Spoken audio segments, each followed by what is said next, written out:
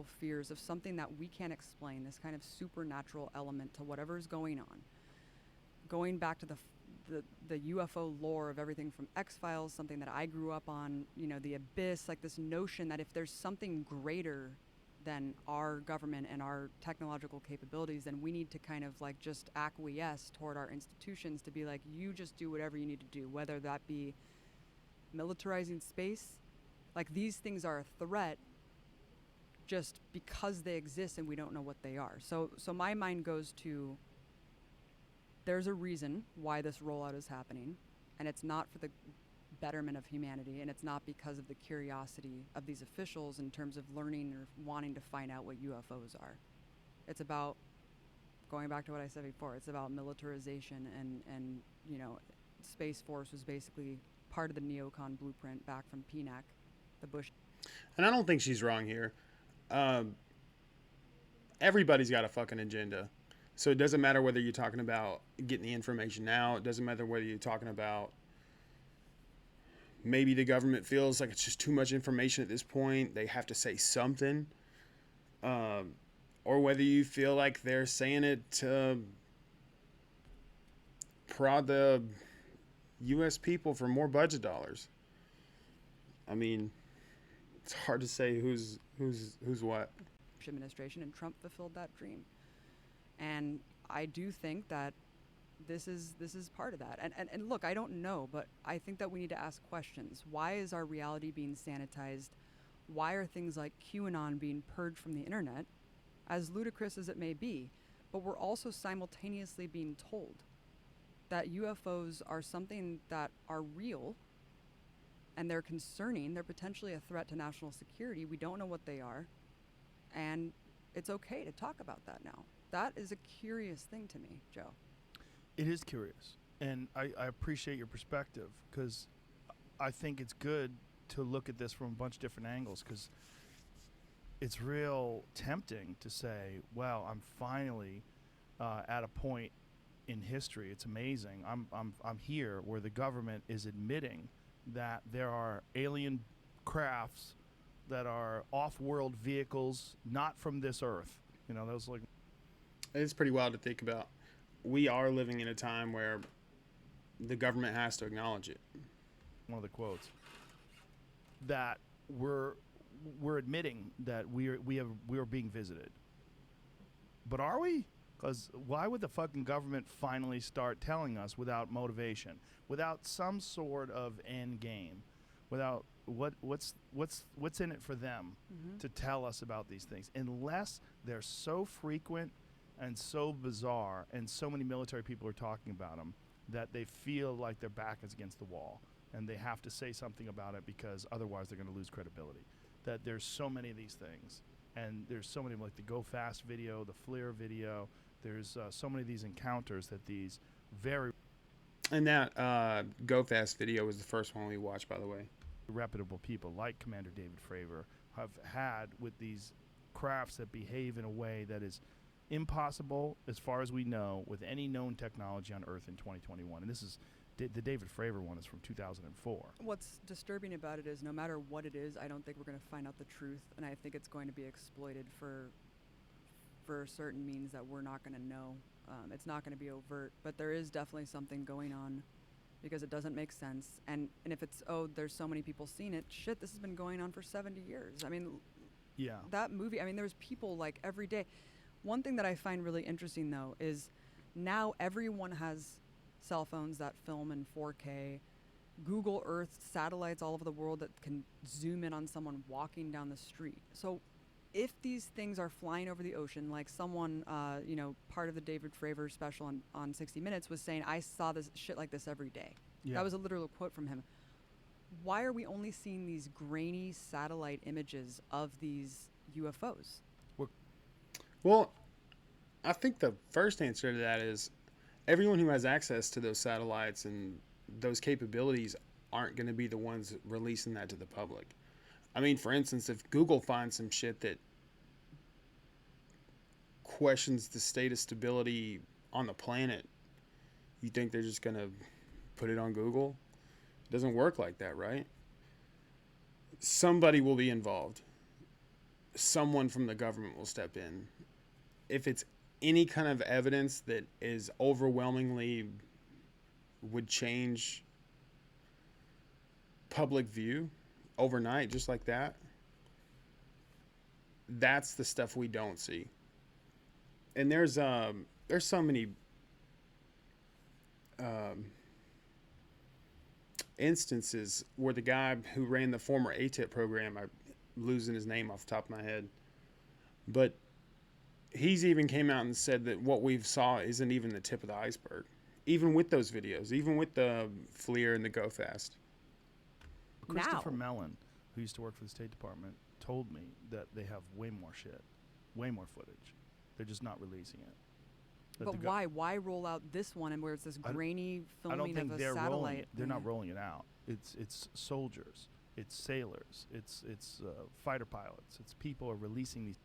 Exactly, and the only reason that, again, back to Tom DeLonge, the only reason that video came out is because he did a Freedom of Information Request Act, FOIA, and did that with, he talked to David Fravor.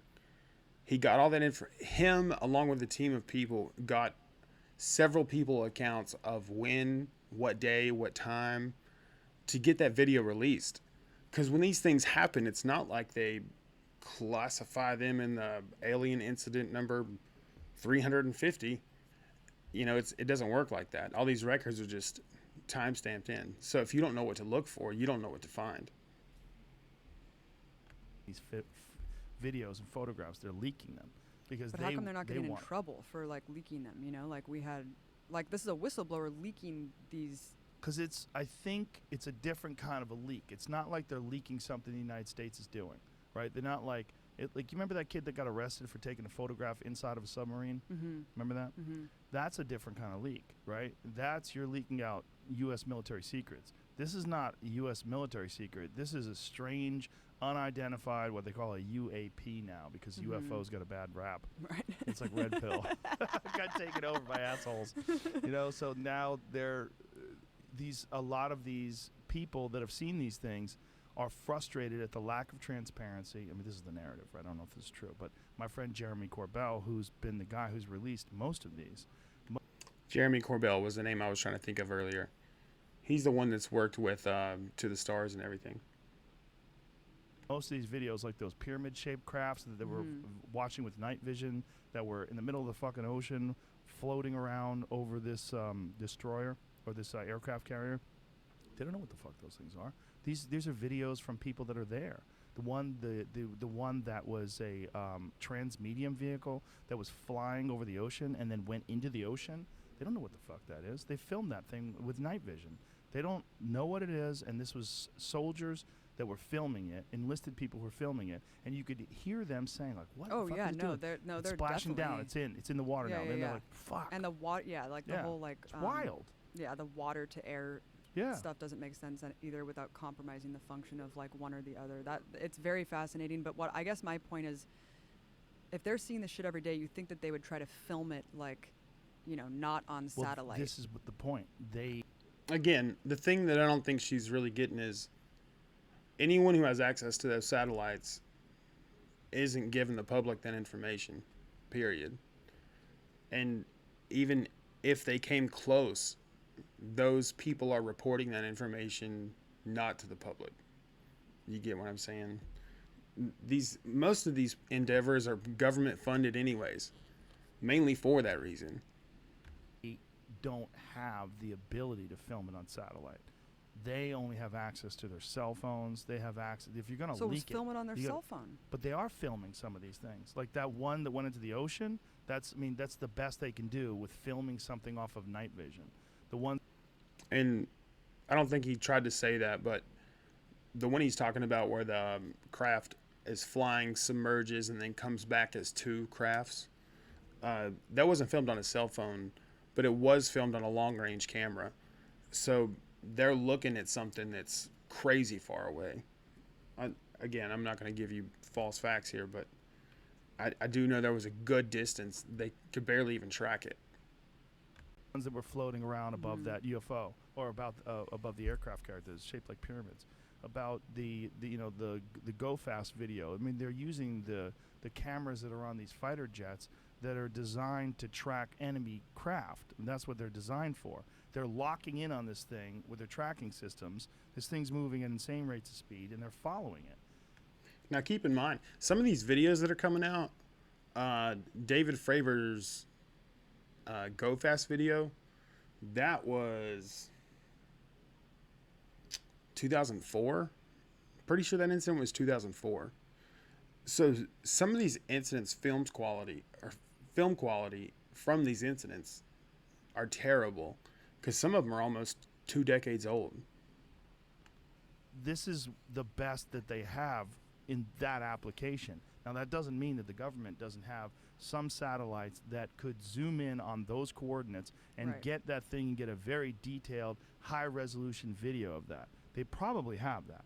If these things really are real, if they aren't bullshit, if this isn't just some sort of a mass psyop, if that's true, they probably have some really high-resolution shit that will curl your toes. And that When I was referring to the guy who ran the former ATIP, when he was talking about the stuff that we have seen versus the stuff that we haven't seen, he did reference that there was one image that was close to 20 feet away from the cockpit.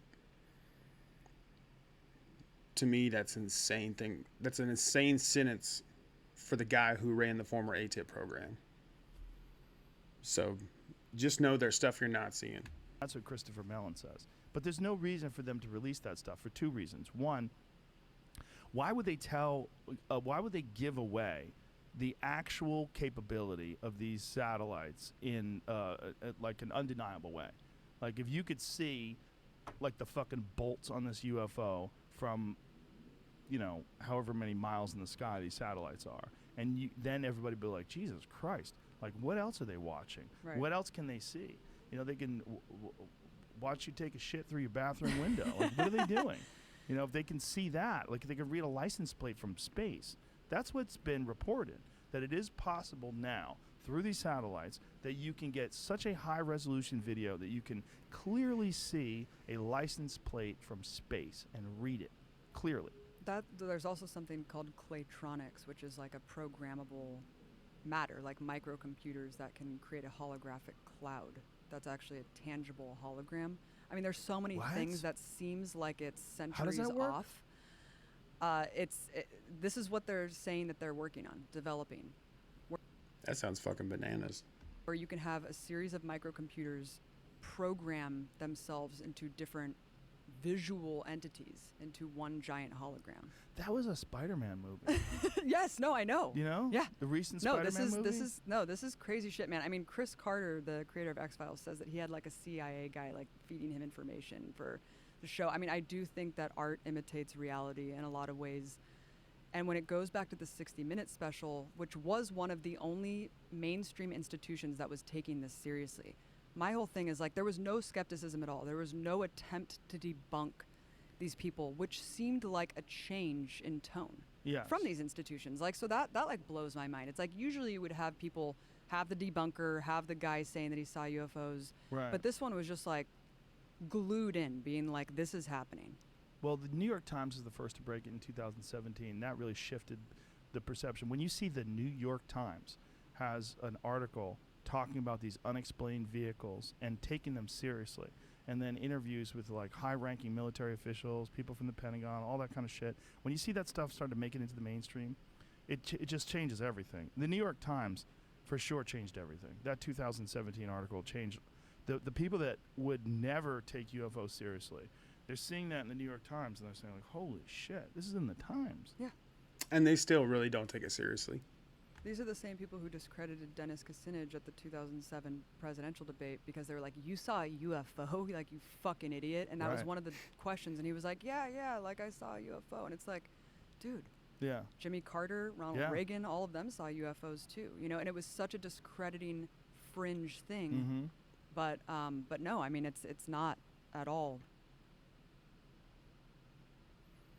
Okay, guys, that's that one there.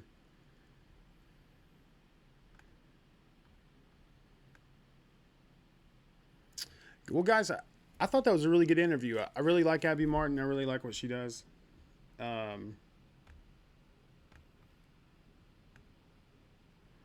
There is one thing Joe Rogan did point out in that video that I wanted to go back to on one of those videos. So the Jerusalem video, right? So David Fravor, again, Navy commander pilot, describes this object going from 30,000 feet to 50 feet above sea level, like that. Now, again, we've already watched this video, but keep that in mind as you see this again.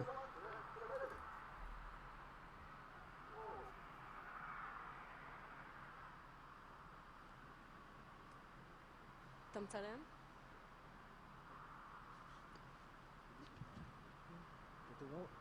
אתה רואה? אני רואה, מה זה?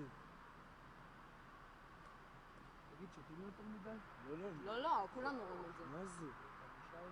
שיו! מה מה זה? זה, אמא? Now, that series of events, that flash of lights, and then off into the distance, that's damn near 90-something% of UFO sightings. And if you want to ask yourself, why is the government really getting into it now? It's a mix of things. They see the benefit in the tax dollars to convince the public. They also know that they're going to look completely ridiculous when it does come out, when there's undeniable evidence. I don't know how long that's going to be or how long that'll take, but I do think we're on the brink of that. I want to thank you guys for joining another Man Reacts. Come back soon.